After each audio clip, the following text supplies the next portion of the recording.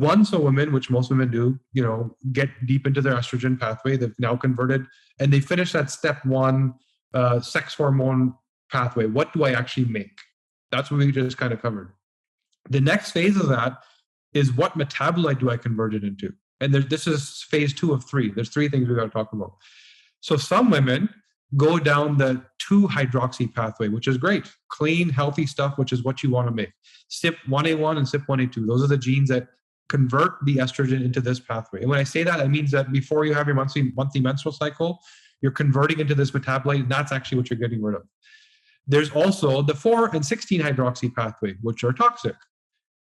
16 being super toxic. We see it in breast cancer patients. We see it in ovarian cancer. We see it in men that have testicular cancer, right? Super, super potent toxin. And I can't tell you how many women we see that are down the 4-hydroxy pathway. Now, given that, we've established a woman may be estrogen dominant. She just makes a lot more estrogen. We can determine that from the first step. We may establish that she's also estrogen toxic. Well, then step 3, how well does she clear? We have to look at the genes that get rid of this toxic metabolite. And if you're doing really well there, it may not be that big of a deal, right? That's where you can personalize and say, okay, I make this stuff, but the genes that get rid of it, I have the best versions. Not many of us do, right? Not many of us came from an ancestry that required this. So some of the same genes that deal with brain chemicals like COMT, the same GST genes we talked about, the glutathione, the detox genes, plus antioxidative genes like SOD2. These are the multiple things we have to map, which we have mapped. It's very easy to understand in the algorithm. How well do you now clear that potential toxic metabolite that you make? And if you are that woman that is estrogen dominant, estrogen toxic, bad detox pathways, well, there's a red flag. There's not a red flag for this equals 80% chance of something. We don't think that way. We now say, here's your avatar. Here's the bucket you fit in. You're in the estrogen toxic, no clearance bucket. Here's the risks. If you have the wrong environment, nutrition, and lifestyle loads, are you one of those 85% of North American women that was on a birth control pill for 5 to 15 years? Are you one of those North American women that, as she starts to age, immediately starts going on hormone replacement therapy without understanding which one? Not I'm saying not to do it or not, but did you do it right? Right? Precise for how the way your body needs it. Are you that woman that doesn't understand hormone disruption and something as simple as a Teflon coated frying pan, or the chemicals that make your lawn so beautiful, or the cleaning spray on your desktop that you're now breathing in all day long?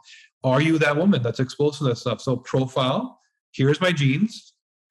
Here's the load that if they were on the bad profile would push me over the edge, that threshold where my body can't cope. And that's when things like breast cancer, ovarian cancer, crazy menopause, crazy menstrual cycle, pain, can't get out of bed for a week. Why is there so much variability in this thing that women go through? Some women don't even know that their cycle's coming. Some women can't go to work. Why is there a difference? Because the way you make hormones, their toxicity level, and the way you clear them is different. Plus, your environment, nutrition, lifestyle choices are different. The combination of these 3 things is your net result. Right now, you can be very, very predictive and precise about how you're going to feel. And if you fear breast cancer, if you fear Alzheimer's and dementia, if you don't want a crazy menopause, start working on it today. It's very, very easy to do. I can't tell you how many breast cancer patients where we dug into not the what, but why did they get breast cancer? Let the doctor deal with the acute, whether it's surgery or radiation or whatever, but we will go back a few layers to the why and tell you what habits to adopt so it doesn't happen again. Umpteen times we've had to do that. Can you define for the listener, you've talked about estrogen dominance and toxicity. I just want to make sure that those are clear in the, what is the difference between someone who's estrogen dominant, which we hear a lot. We hear a lot of people, even online experts will say, oh, do you run estrogen dominant? Do you have these symptoms? What is the difference between that and estrogen toxicity? So in that first pathway we talked about, when you asked me about testosterone, that's the thing we all make. Then what do we do with it?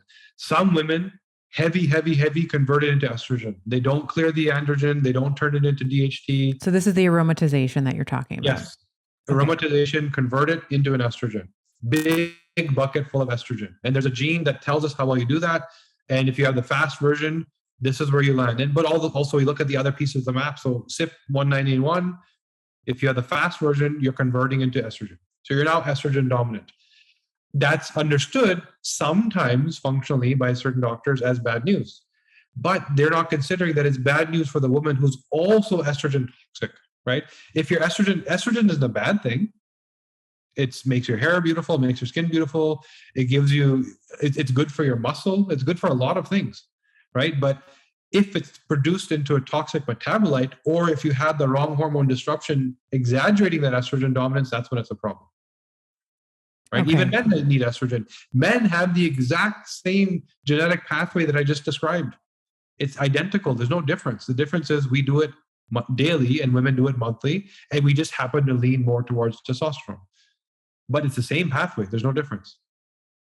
So when we're looking at some of the so we've aromatized the estrogen, and now we sort of arrive, and you described some of them already, the 2-hydroxy pathway. So now we're sort of at what you might say, it's called hydroxylation, right? So essentially what we're doing now is we're going to add a hydroxy group to the estrogen. We're either going to go down the 2-hydroxy estrogen pathway, which you mentioned is the protective pathway. And I think that we want something like 70% at least of our estrogen or estradiol, estrone to be going down that pathway. And then we have the 4-OH pathway, which, by the way, my body likes this pathway, of course. So in addition to not being able to, and like missing my glutathionization, my body also has a tendency, when I did my profiling with the DNA company, my body likes the 4-OH pathway, which is not the protective pathway. So this is an estrogen agonist, meaning that when you go down this pathway, you are retaining the ability to still activate the estrogen receptor. So think about what that does in the breast tissue, right? It continues cell proliferation because estrogen is anabolic by nature, right? It also shuts down bone resorption rather. Or sorry, pardon me, I said that backwards. So it shuts down bone growth and accentuates breast cell proliferation. So that's just like a recipe for brittle bones and breast cancer if you're not being careful. So from a clinical point of view, let's say, what are some things, because I know that it is possible to jump pathways. Certainly that's been important in my own healing, because I wrote a book about what we're talking about in terms of being really estrogen dominant, hating my period for years, thinking I was like cursed. So what are some things clinically that we might consider if someone does their test, let's say with a DNA company, and it says, hey, you have a preference for this 4-hydroxyestrogen or estradiol or estrone pathway.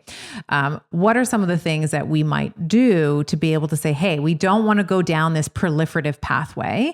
We want to go down the protective one. What are some things that we might consider? Sure. So when we answer those questions, we maybe overthink things a little bit, but it becomes perfect, right? And why do I say that? Because there's some women, like I have to ask how old you are, how much do you weigh, etc. Because when women get into menopause, the activity of 2 versus 4 is a little unique. It can actually be problematic to be on the 2-hydroxy pathway for a short period, right? Only during that phase. And so we try and focus on an answer that solves all the answers. And for us, the easiest thing is, why don't we slow down the estrogen pathway? If you're already estrogen dominant and toxic, that's the combination. We know supplements you can take, simple ingredients that will literally slow that pathway down.